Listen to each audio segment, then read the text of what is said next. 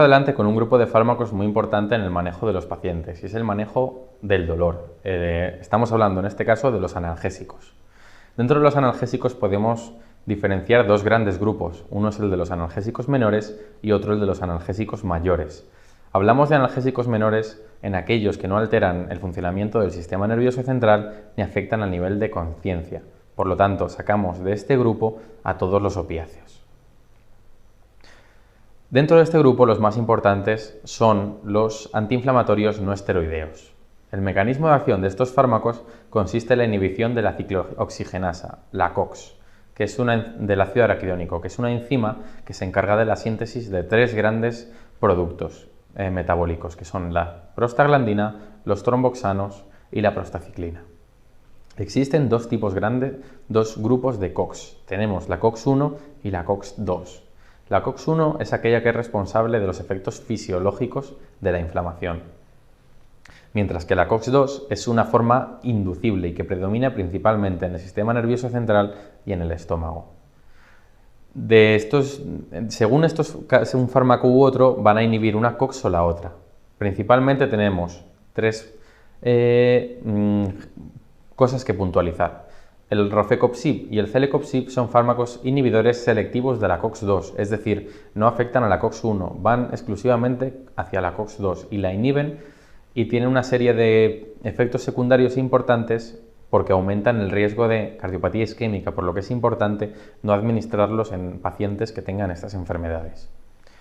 Luego tenemos el ácido acetilsalicílico, la aspirina, el fármaco analgésico más conocido y probablemente el que sea más usado del mundo.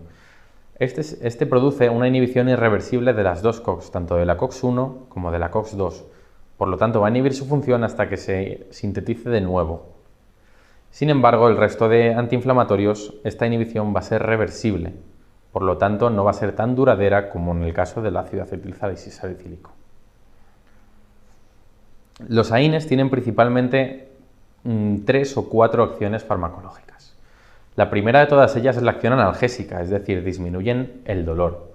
Otra de ellas es la acción antipirética, es decir, bajan la fiebre. Y aquí es importante recordar el manejo de la fiebre tumoral con indometacina o bien con naproxeno, que son dos antiinflamatorios que responden muy bien en estos casos. La tercera de todas ellas es la función antiinflamatoria.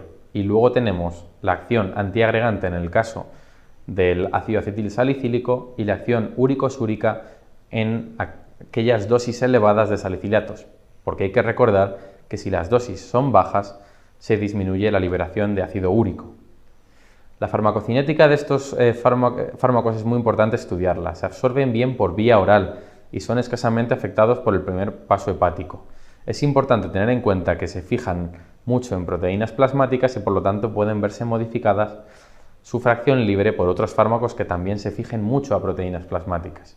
Y también hay que recordar que su eliminación es fundamentalmente renal y eso es algo que va a ser importante analizar a la hora de sus efectos tóxicos.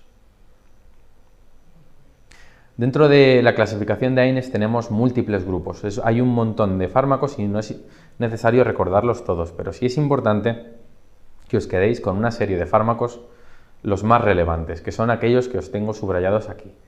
Uno de ellos es el ácido acetilsalicílico, la indometacina, el diclofenaco, el ibuprofeno, la nabumetona y el naproxeno, por su importancia en el manejo de la fiebre tumoral.